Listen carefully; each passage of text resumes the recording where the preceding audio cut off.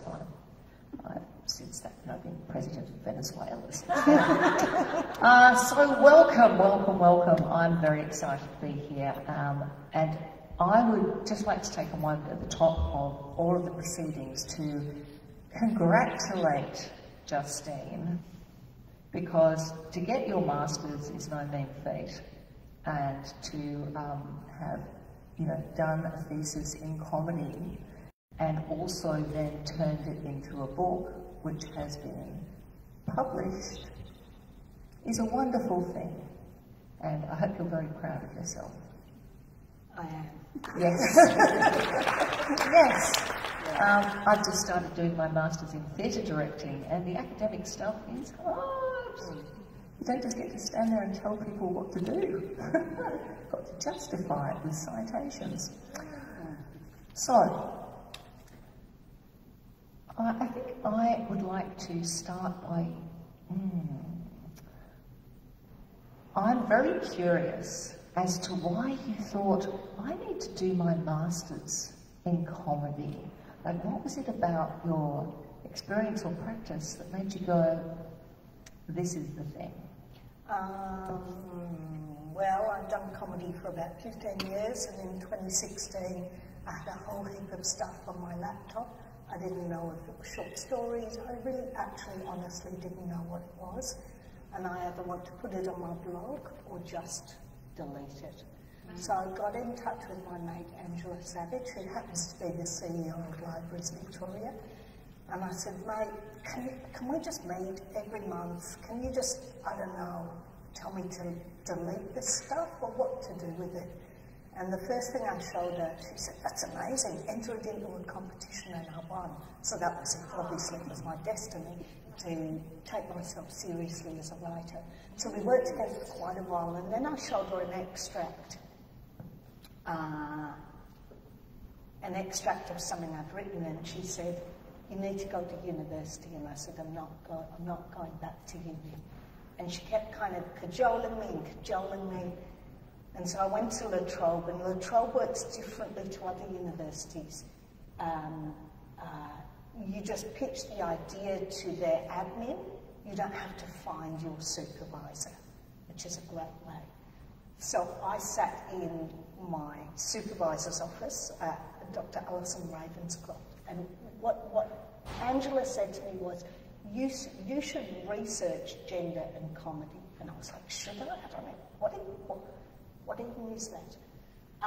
So I sat in Dr. Alison Ravenscroft's office, and in my usual way, I was just pitching. I was like, yes, I've got this idea. She was already sold, and then I got into the masters, and then pain began.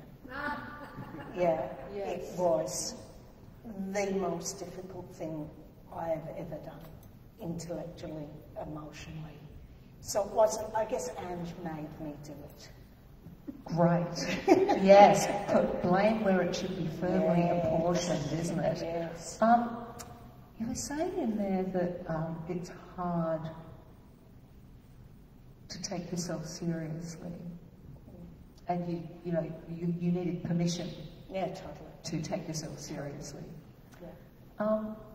I think that's something that is, as a comedian and a woman, there's an intersection there, isn't there?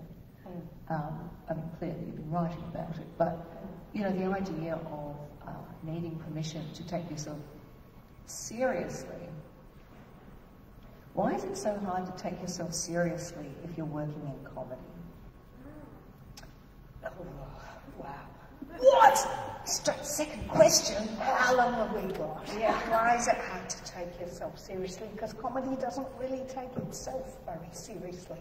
As an art form, it's the poor country cousin of artistic forms. There's no formal training, or there's a couple of places in England, maybe in New York, but not really here.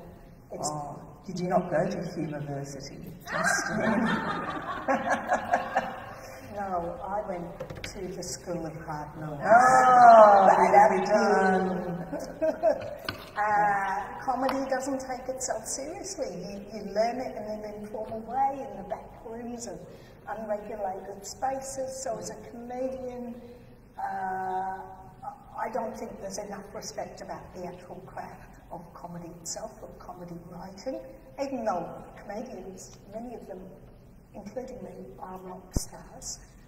But it's not really, you know when you go to acting school or opera, there's lots of folkloric tales and mentoring and stuff. It doesn't happen. So it's hard to take yourself seriously as a comedian.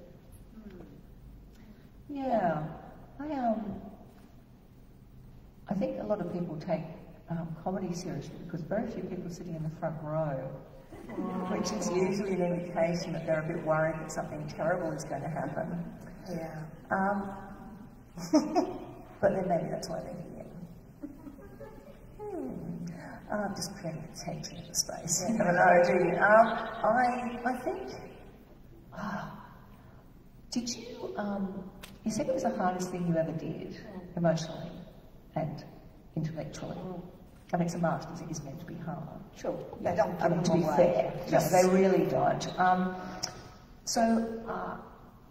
What made it so hard?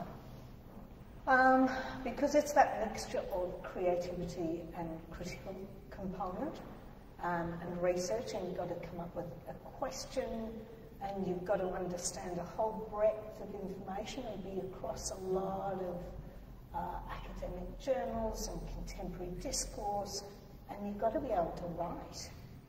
Yes. And because it's research, it's not like coursework, so you've got to be super disciplined about it, and you've really got to trust that you can do it, and that took a long time. Yeah, there was a little bit, there's a section in your book where you talk about always expecting to experience failure. Yeah. Yeah. So, how did that tie? I mean, I suppose, first of all, if you could tell us why. Sure. But also, how did you then, why did you get into comedy, where failure is pretty much guaranteed? I mean, sure, we make it look easy, but it's so much pain. So, yeah, I'm kind of interested in the relationship between you and failure and seeking comedy. I guess when I grew up, I would spend more time in the classroom joking than I did achieving anything. I successfully failed Year 12 twice. And I love that you said that you successfully failed it twice. Amazing. Yeah. And then I must have been asleep in every English class, really. I can't really do tense. My grammar is pretty ordinary, and I guess the upbringing I had, there was no kind of encouragement of any academic or intellectual pursuit, so therefore I assumed I was stupid. So, fast forward post-high school to when I was 38, I went into labour with my second child. My husband gave me a look that could only mean one thing, and that was he was too pissed I would have to drive myself to hospital. Oh. And so I did, and I was quite angry about that. And the only way I actually thought I could articulate that, I mean, come with me on this, was do stand-up comedy. I know, but I really wanted to. I was so angry and I was so disappointed in how the marriage was kind of panning out that I felt the only way I could articulate that was to, I didn't realise it at the time, but to sit with all of the drivers that I knew really well: fear, failure and humiliation. But comedy meant I could control that. It took me a long time. So I expected to fail, I would feel humiliated about failing, and I would be afraid. And comedy's great for that. Like it's the perfect antidote for that kind of expectation that you have of yourself. What turned around for you though, like doing it? And you said it's like, you know, you said you felt like you could control it, but Yeah. it's like, how? There must have been a point where things shifted into something else. I think that first time I attempted comedy. So I became pregnant. Well, Sorry. I asked her, I said to her maid, she works in theatre, and I was like, where can I go to learn comedy? I want to give it a go. And she said, nah, you'll just have to go to a bar. I was like, okay. And the first time I stood attempting to make people laugh, something possessed me, and I took to comedy like some people take to drink. Yeah. And I just felt so empowered and so in control. Yeah. Actually, when everything around me felt out of control. And yet I was terrified, and I was failing a lot. And I felt humiliated, but it was something I really knew, like I really knew those feelings. And I was like, oh, this is really comfortable. This is really, really comfortable. I'm going to stay here and really, I didn't dislike myself. I was just like, I'm really comfortable with this feeling, but I can control that. So the more I do comedy, the more control I've got over those drivers. That's so interesting. Because I have in Hard Knocks, which is a book about, I suppose, bullying. It's interviews with successful Australians who were bullied or had a hard time at school. And I had a terrible, terrible time at school. It's hard to believe now, but I was not popular. And I realise, or have realised in retrospect, that, well, one, I used humour as a tool very much, like as a weapon, like someone, and a shield and a way of making people like me, or attempting to make them like me, or at least let them dislike me less. It's very good for that. But also when there is something about, I was spectacularly good at being unpopular.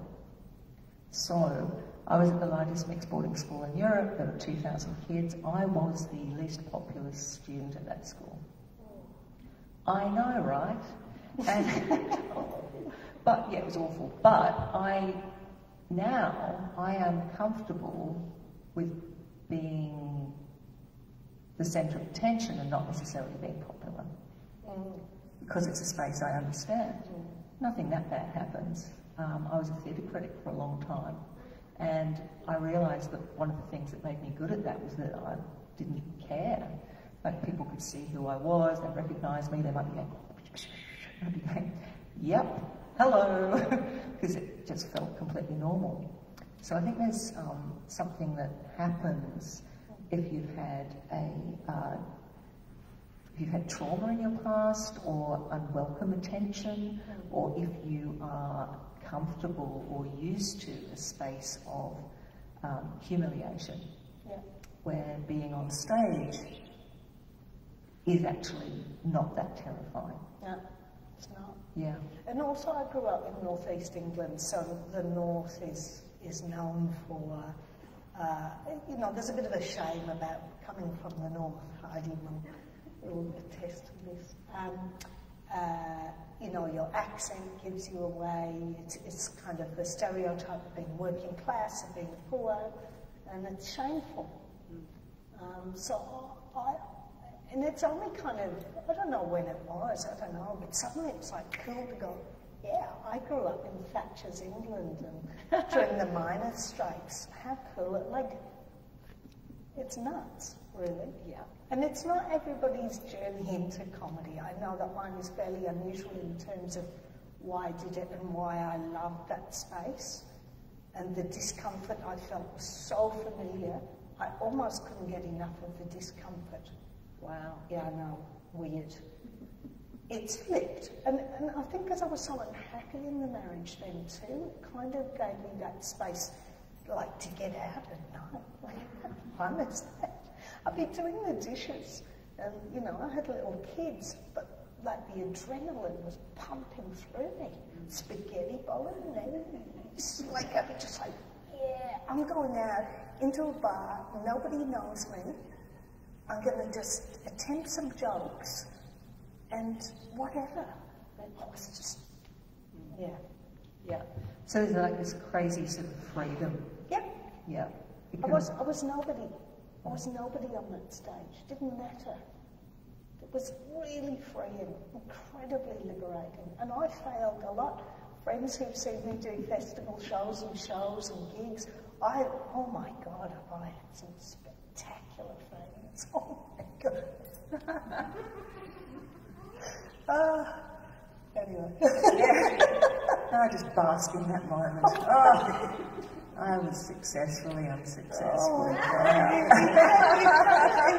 And that thing, I remember one comes to mind in particular.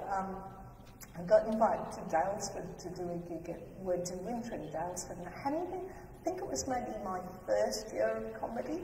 I don't know what possessed me. This idea, there was a packed pub. So I'll get the audience to choose the jokes from a hat. It took so long, and they picked them out, and I couldn't salvage the situation. I was so lost. I was so out of my depth, and I felt like nauseous from how deeply in the shit I was. But I thought, just keep going. Maybe I. Yeah. So really, logistics let you down there. Yeah. But I've improved. I just want to be very clear. I take the craft of comedy very seriously. But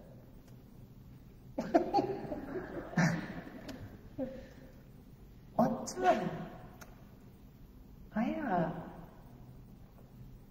I think it would be great for.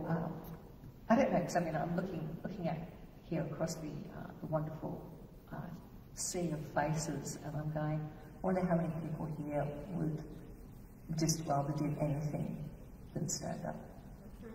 Like, a few nods. Yeah. It's so interesting, isn't it? And I don't know what it is. Like when I was doing stand up, I was like, oh no, I absolutely wanted to do it. And people just didn't want, they were staying back home. You go, no, great.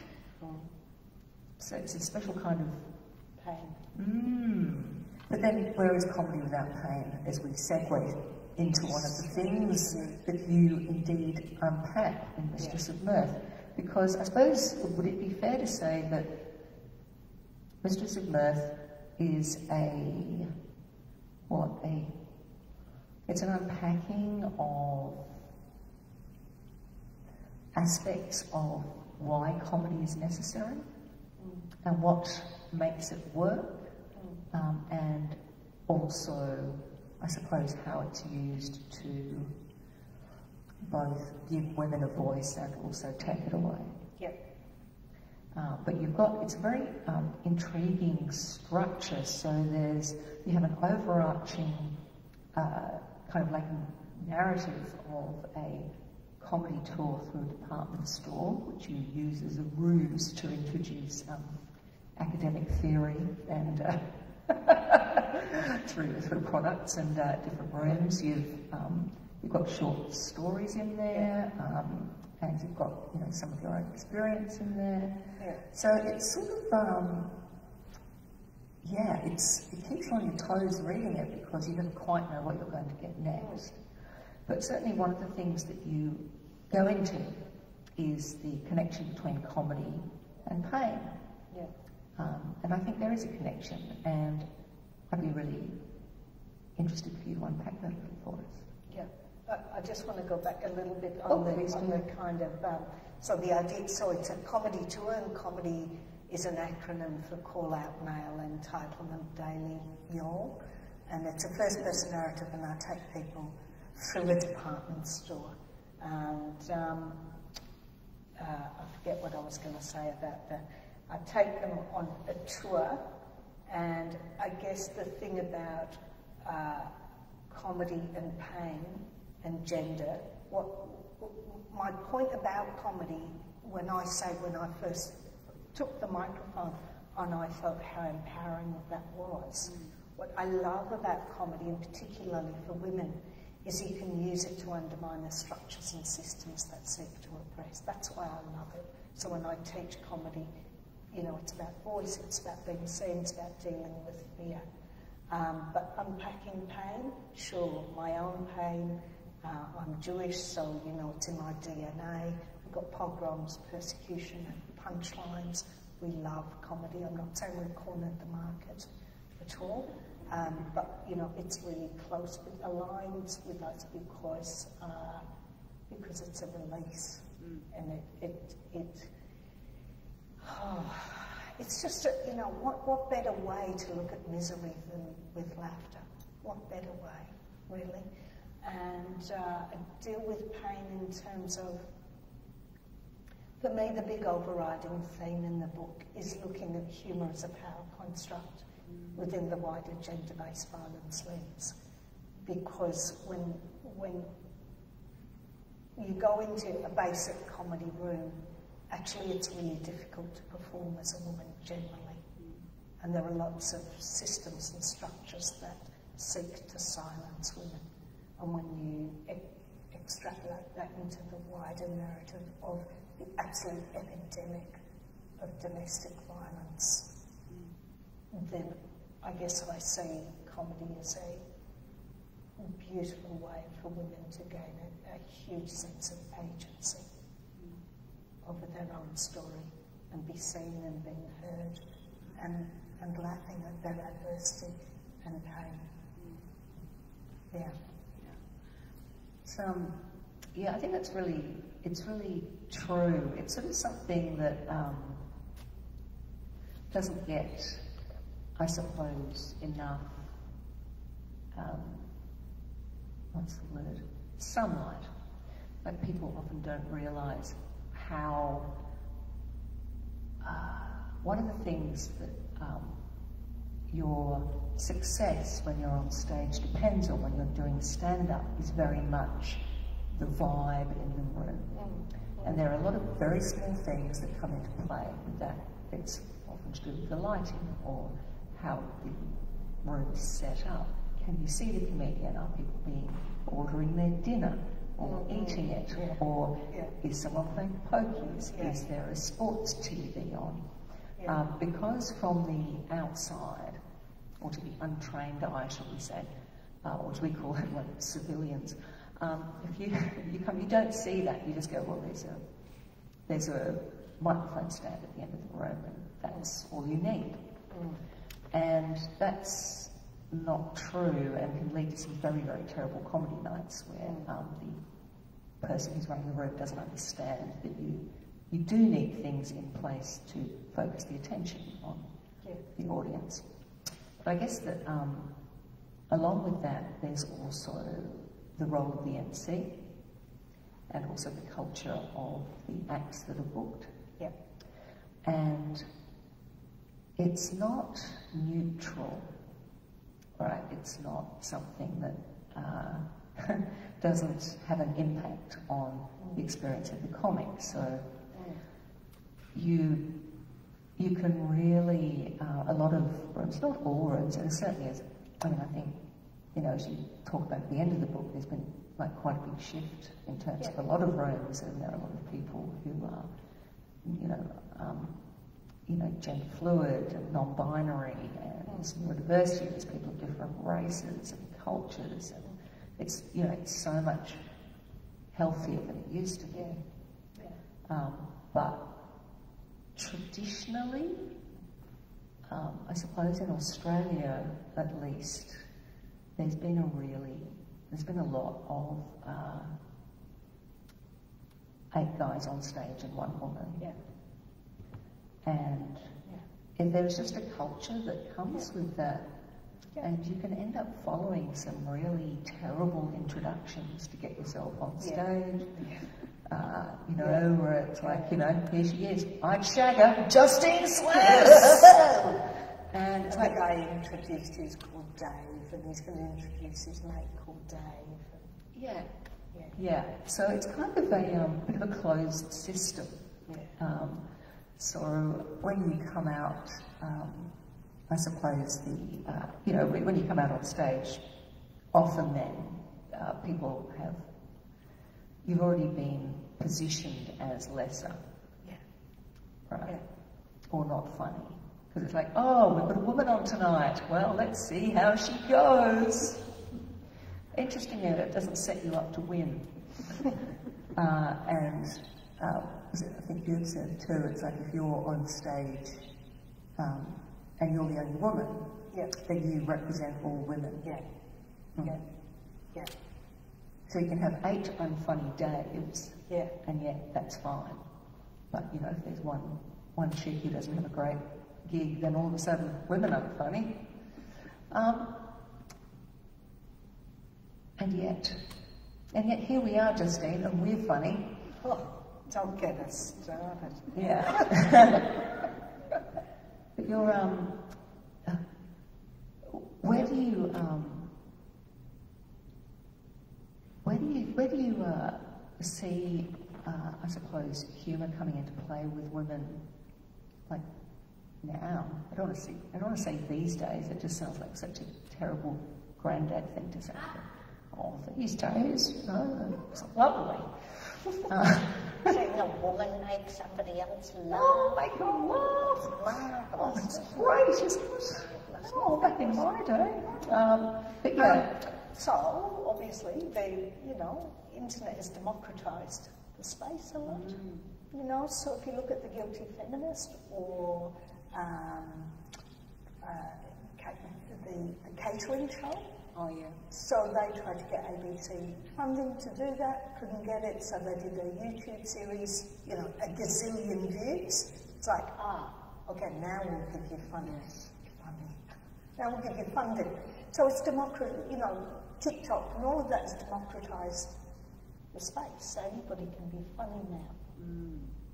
Really, there's not the gatekeeping that they used to be. Yeah, that's true, because there was an awful lot of and a presumption. It was like the idea that, you know, you couldn't have female-led superhero films. Like, no way, no one's going to go and see those. And then, you know, Wonder Woman was like, it's like it's very hard to break traditions, isn't it? I think those structures. Yeah, for sure. I mean, there's still loads of rooms in Melbourne. I wouldn't sit foot in them. I just wouldn't. I don't have the patience for the gatekeeping. I don't have the patience to try and get a 5-minute set in a room with no pay. Yes. The stakes are really low. You know what I mean? And yet the gatekeeping is enormous. Yeah. I don't have the patience for it. So over the years I've created loads of opportunities for myself and for others. Yeah. As well. And there are a few rooms. We're talking about it now. We're having this conversation. We couldn't have had this conversation, you know, in 10 years ago or whatever. When I started 15 years ago, I was absolutely the oldest and generally the only woman on the bill. And there's that thing, if you can see it, you can be it. And we can see it a lot. Yeah. And that matters. There was, I was reading a book about comedy called Comedy of Error, and it's a history, it's kind of like an academic work actually about the evolutionary theory of why comedy is necessary. And this made me very happy. One of the conclusions that they came to was that evolutionarily, comedy is necessary because it's how women gauge intelligence. So when we're choosing a partner, if a man can make us laugh, it actually shows he has the complexity of thinking and brain in order to be able to make jokes. So it's a trait that we look for because it's a sign that they're smart. I love that. Isn't that great? I love that. Yeah. Yeah. Yeah. So, there you go. Comedy of Error. Yeah. Who wrote it? I don't know off the top of my head. I can show it to you later. Comedy of Error. Read it. We got it in our life. Yeah. Great. Yeah. It's, okay. Well, look, gosh, I know. Well, want to ask you? So just to be clear, there are short stories, it's semi-autobiographical. Yes. It's academic, it's genre fluid. It's very genre fluid. I think that's actually a very great description. Yeah, genre fluid. It's a bit about Jewish humour, it's a bit about Sunderland. In fact, when I pitched this to the public... Yes, I was going to ask you about pitching, because I'm going, you sort of like gatekeepers, and yet you managed to, as a lady, get an academic book about gender and comedy picked up. How did that work, Justine? Well, I'm fairly shameless about just... I will pitch an idea as friends of mine know, and I will make it look like it's already a done deal. So one of the things I did was create the Melbourne Jewish Comedy Festival, and we had the branding for it, we had the board, we were a non-profit organisation, and I think it was, 3 nights out before opening night. We didn't have enough money to even pay for our insurance. But it was a thing, like I'm very good at just, it's a thing, it's an entity, owning it, putting it out there. I've done similar things. There was a time I used to have a radio show, and I interviewed a guy, it was on JR, on Jewish radio. They interviewed this guy, he had this Polish poster shop in Northcote called Sklep. And he mentioned the Jewish Cultural Festival in Krakow, and I became obsessed with this festival. And I was like, I'm going to go to the festival. And it took me a while to get in touch with the director of the festival. I get in touch with them and they say, it's a themed festival. And I'm like, what's the theme? And they said, it's Jerusalem. I said, great, I've got a show called Next Year in Jerusalem. Can I come? And they went, oh, that sounds great. Yeah, sure. I did not have the show. So I had to, and they invited me and I was like, oh my God, I've got the polo, it's going to be amazing. I didn't have the show. So I wrote the show, I did it at the Butterfly Club. I went. So when I pitched this to the publisher, so when I did my master's, it was 2 separate things. It was the thesis, the critical component, and the short stories separate. And so I pitched it to the publisher as a done deal. This is an amazing narrative, it's first-person narrative, interwoven with short stories and comedy fun facts. And I put my examiners, so when you get it examined, and I couldn't believe I got it examined by 2 humour academics in the UK who I was just like besotted with, and they examined it. And so I put what they had said about the thesis, like as if it was a review. Dr. Oliver Dole said, So I picked up, just do a synopsis, just kind of put it together, a bit of a short story, a bit of a thing. I did the addendum on 10,000 steps. I pitched it, did the 10,000 steps, come down, and Nick Walker from ASB, love that man, said, a book on humour, just what we need, send me the lot. And I'm like, oh my God. So I had to rewrite, and I went, sure, I'll get it to you in a week. I just want to tweak a couple of things. So I had to rewrite the whole kind of thesis and work out segues to include the stories. Right, there you go. Yeah. That's the thing. Just went through the check commas. Yes. Just want to proofread it one more time. Yeah, it's great. So you kind of went from shame to shameless. Chutzpah. Yeah. Chutzpah. Yeah. Yeah. Because what's the worst? They'll say no. It really doesn't matter. If they say no, they say no. Yeah. But I will often do things. I used to manage a small non-profit in Thomastown, and I put this thing out. I hadn't been in the job long. I was kind of like, how are we going to do community engagement? I just said, we'll bring snow to Thomastown. I mean, that... Snow. I just thought, let's do something Why? Because the good people of Thomastown needed snow. I'd heard somewhere in Docklands they had snow. I was like, we can do this. And I did it. It's just like, we can just do it. If you don't pull it off, well, we could have rain. You can have puddles, ladies and gentlemen, is what you can have. No, that's great. So with Nick, so when Nick got it, like eventually the thing, and I put in a whole section on Sunderland, where I'm from, like these like great, awesome short stories. And the first time we met, he said, I love this, it's fantastic. He said, but the section on Sunderland's a little bit self-indulgent. It's just edit it down. I'm sure, whatever. Sure, whatever you want. Yeah. Oh, right. Yeah. Now, I know that you have also said, and written, that you never thought that you would, reach this kind of, I suppose, level of education, or to have, have a master's and a book published. And I want to know how has this changed how you see yourself? Fuck, I'm awesome.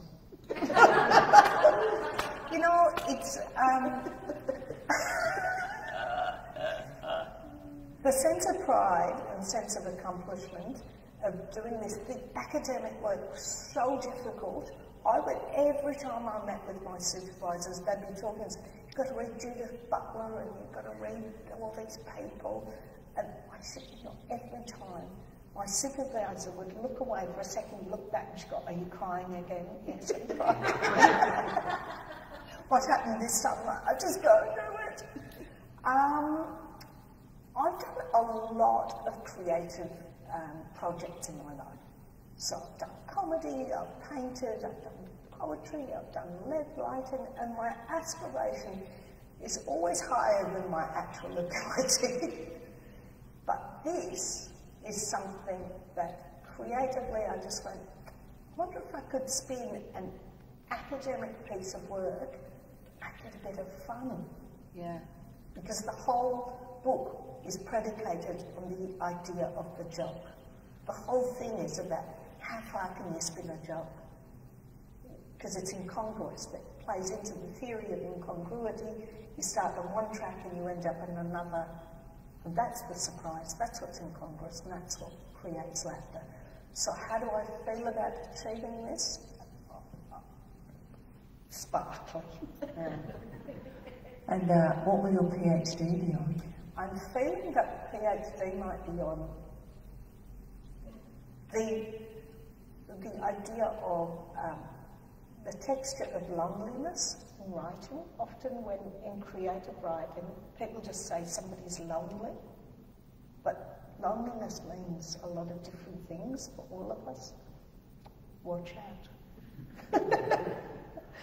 I haven't written it yet, but Nick's got the synopsis.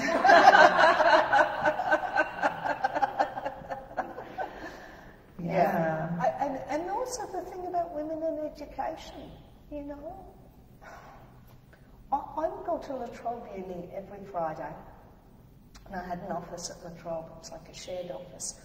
I have never felt more accomplished in my entire life. I would climb up those 5 flights of stairs every Friday and just read and think and write again and again and again, and my intellectual muscle was challenged in a way I didn't even know I could be challenged. And the alchemy of working with supervisors is like, it's out of control. I don't even know how they did it. They would just say some stuff and I'd be like, whoa, something happened inside of me and suddenly I could do this thing. I encourage you all, firstly, give stand up, go. It's amazing. Secondly, just do something you never thought you could do because you just got the payoff's amazing. Yeah, I mean, I second doing the stand-up thing, because even if it's not something where you really want to, like we clearly did, but even if it's not something you aspire to, what you discover is that you do it and you actually don't die. Yeah. What's the worst that could happen? And you go, what is the worst that can happen? Nobody will laugh and you'll go, whatever. I remember seeing this comic not, I don't know, maybe I've been doing comedy about 5 or 6 years, I can't remember. It was in a bar, it was in South Melbourne. I forget, Wayne somebody or other, you would probably know him, Michael. I can't remember his name. He got up onto the stage and he had a bit of paper with his notes and he looked at the audience and he said, I am so contemptuous of you all. I have not even remembered my material. And I was like, wow, that's amazing. Like, that blew my mind. Yeah, yeah, that's great. Wow. Before I'm going to ask for questions in a moment, I'll open the floor. I will note, though, that an observation that has been made about the difference between men and women performing comedy is that a male comic will come off stage after a bad gig and blame the audience. That was shit. A woman will come off stage after a good gig and think that she's a terrible, terrible comic. And it's really quite true. And that also gives rise to the meme, Lord, give me the confidence of a mediocre white man. And speaking of mediocre white men, any questions? No. But yes, open it up to open it up, see who's got questions of like the wonderful Justine or even of me. And yes, we can wipe it down. Oh, look at that. We can wipe the microphone down. Can I just encourage everybody to buy Hard Knocks? I just love it. It's just great. There's a whole host of stars in this, and your introduction is just beautiful about the idea of actually out of adversity comes success. I'm not going to read it because I reckon you should buy it or borrow it. It's awesome, as is Fiona's other books. Well, look, thank you, Justine. I thought it was very interesting the synchronicity between actually our two books, because this is I suppose a more academic look at very similar kind of material. Like it's a bookend, and a really wonderful interrogation of something that we need to talk about more. I really appreciate that you really read it so closely as well. I was enormously flattered. Oh, goodness. Yeah. Yes, no, I have. There's notes in it. Yes. Notes. I noted, the idea of humour and adversity is something that you explored in Mistress of Mirth as well. And I found that the idea of self-deprecation, because you talk about how women self-deprecate a lot, and that historically, you're talking about going back to sort of the 50s when stand-up started? How we put ourselves down on stage, like it's a way of basically kind of signalling that you're not going to be a problem. But you know you shouldn't be there. Shouldn't be there. But sorry. But it's okay. But but it's something I learned from interviewing, I suppose, people from different cultures for Hard Knocks. I'm thinking particularly of Moji, actually. Their father was Spanish and Puerto Rican background, and he constantly put himself down with all of the, I suppose, his white bosses, and they'd make jokes about him and put him down, and he'd be like, ho, ho, ho, ho. And Moji was saying that it was a really common thing with migrants to assure their place by being self-deprecating, because it meant that they weren't a threat, and it meant that also they accepted the role position. And they actually, Moji said this thing which didn't end up going in the book because, Moji still, they love her, loves their father and doesn't want to hurt him, But she said, I wonder if they were his friends. And I just thought that was just such a poignant thing.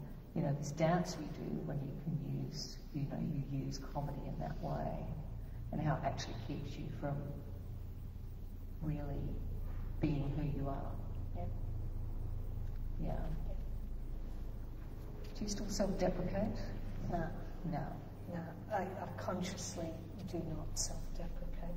I just did a show at a comedy festival called Unbridled, and my last 3 lines are, I'm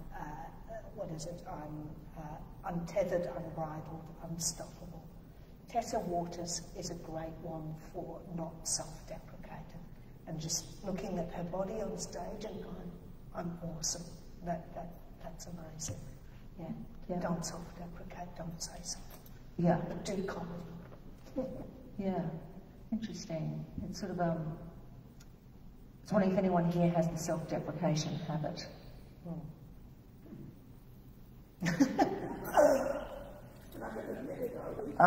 you might.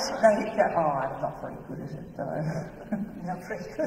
I'm not very good at self-deprecation. Oh, yes.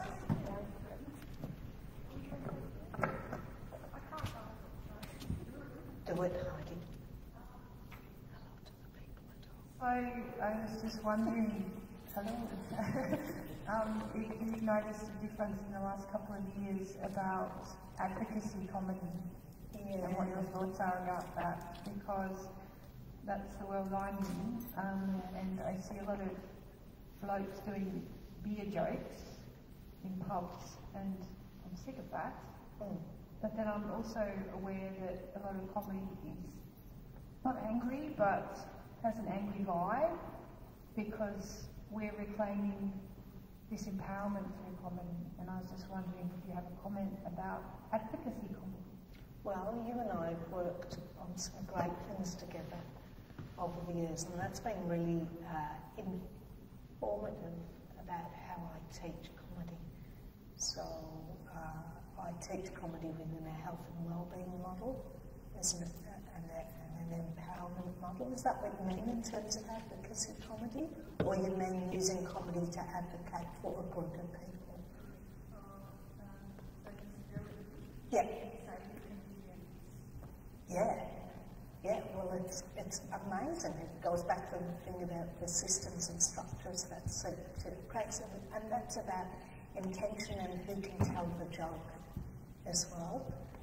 So I think it's amazing. People like Stella Young or Rosie, I'll forget her name, the English comedian with cerebral palsy. That's extraordinary, using the power of comedy to advocate.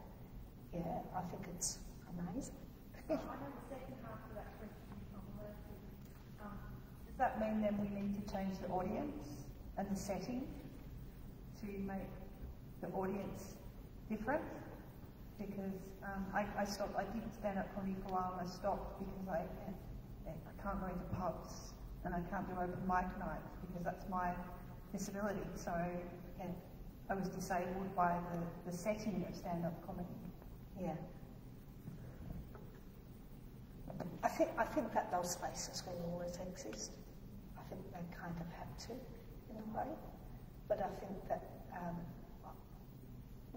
there's so many other spaces where comedy is performed and made more accessible for people, even in libraries. Like I'm teaching comedy in libraries. So, yeah, I think, and that thing about, the internet democratising spaces. Yeah, I think that bars and clubs and comedy rooms will always exist, and in a way there is a place for them. There really is, because that is totally the school of hard knocks. But I think there should be more regulation around those spaces, like really considered regulation. Yeah. I love the idea that you could just change the audience, though, like throw in your Scrabble tiles and go, I'll have a different one tonight. Yeah. I think it's about choosing your spaces. Yeah. And you attract the audience that you want by putting together the lineup that you do. I mean, we've got in the audience tonight the splendid Liz Sketch, who ran the Moulin Beige for many, many years at the Wesleyan, which is a wonderful comedy, cabaret, clowning, vaudeville space, which strangely it just never really had any cis men on the bill, did it? With maybe one. And yet, strangely, people came and enjoyed themselves. It wasn't a big deal, I didn't make a big deal of it, but that was the vibe of the room. It was very diverse, and it found its audience. It's kind of those male, I mean, honestly, it's like it gives those guys somewhere to go and talk about their penises, and good on them, you know what I mean? But what the difficulty comes is, if that used to be kind of the only pathway, and it was not a safe cultural space. Yep. So when you create your own spaces, or You attract a new audience. yeah, you do, because actually, the thing that I find a lot in those rooms is they don't even understand or notice that the people in the room, 50% of them, as is usually the case of people who go to comedy, 50% of them aren't laughing because they're not interested in superhero films and masturbation. I'm sure there are other topics, but it does seem to dominate. Yeah. It's Melbourne International Comedy Festival now till the Right 24th now. of April, and I would encourage you all to go and see as many female comedians as you possibly can, and local acts as well. The big acts are sold out. There's actually an incredible amount of diverse people on. It's like at least half. Yeah, the statistics change. I think in 2015 it was 19% of acts were women, and in 2019, I think I've got this right, it was 44% women. So it's So it's more. It's very close to parity, which is as it should be. Yes.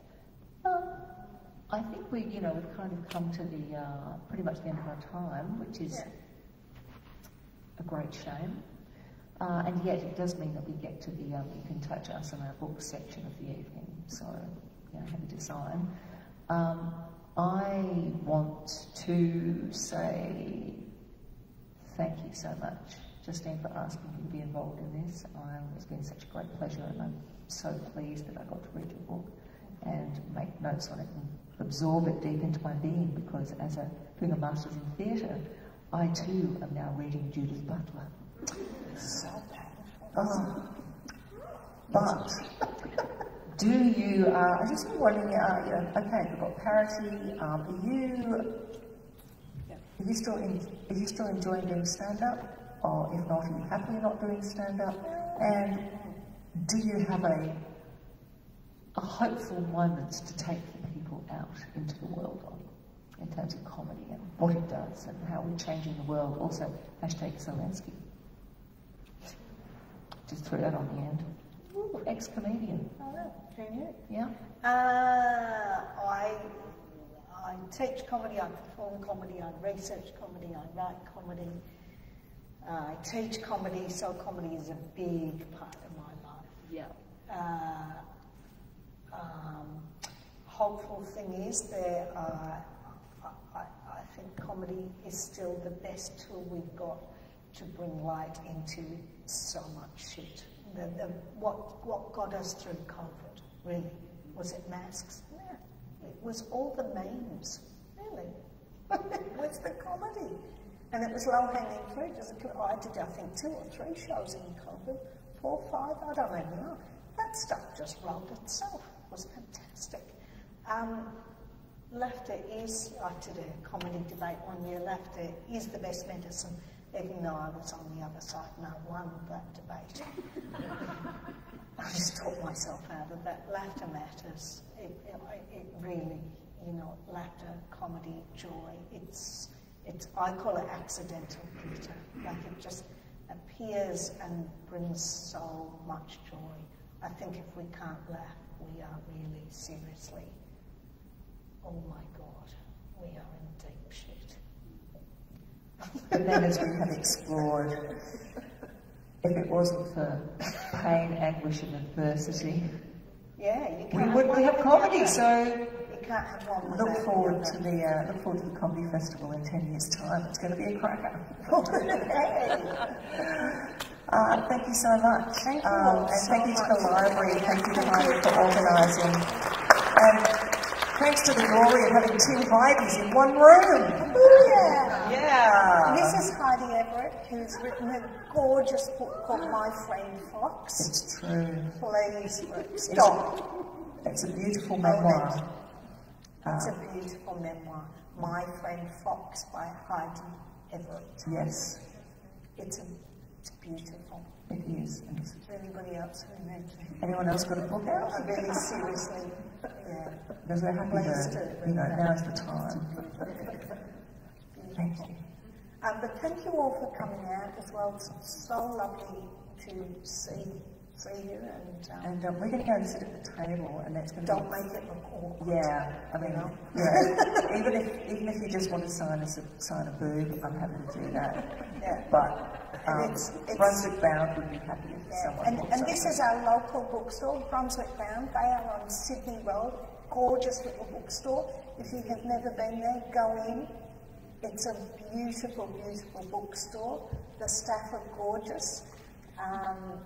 And they support local writers, and it's just, it's an institution in Brunswick. Thank you, Brunswick Bound. Yeah. And also Michael Reynolds. We're never going to get that. Okay. Just want to thank Michael Reynolds publicly. Michael goes to gigs all the time and takes the most incredible photographs, pops them up on his Facebook page, and you go, "That's amazing, Michael." And then you'll see him at a gig and they'll just give you it for free on a USB stick. Like, it's an incredible documentation of the Melbourne comedy scene. Like, it's really extraordinary. This launches on Saturday at the Athenaeum Library. It's sold out. It's knackers. My father might even buy a copy. You just never know your luck. It's feel like you're pretty much asking everyone what they're doing. Like, what have you got coming up, man?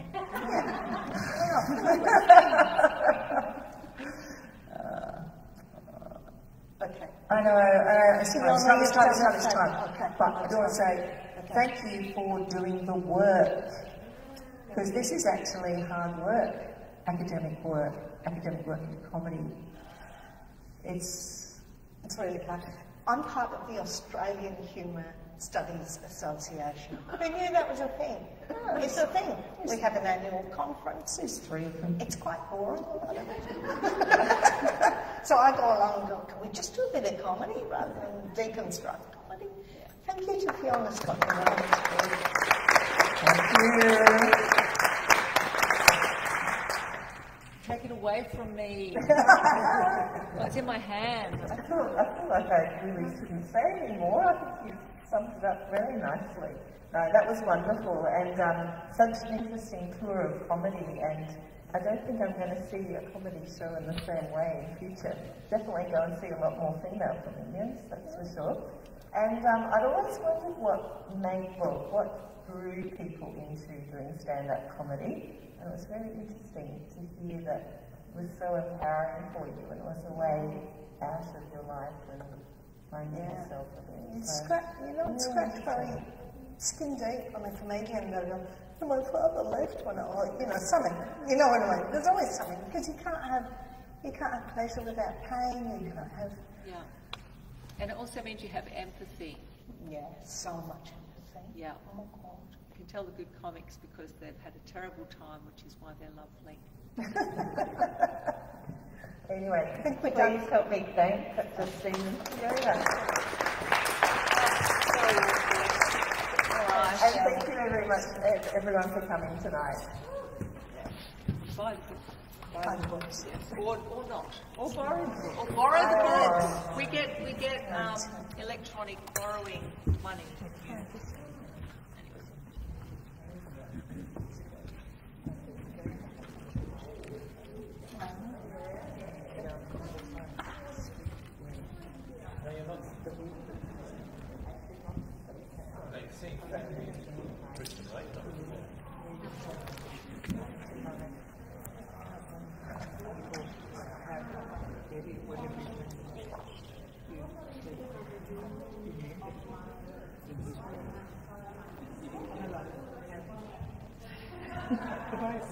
The way it came across So good. really quite funny. So good. Because he wanted to be remembered in the Yeah.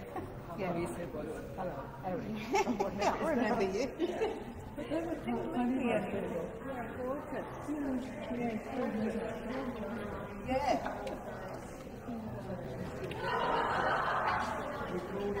Yeah, maybe you can. Maybe you can. Thank you so much.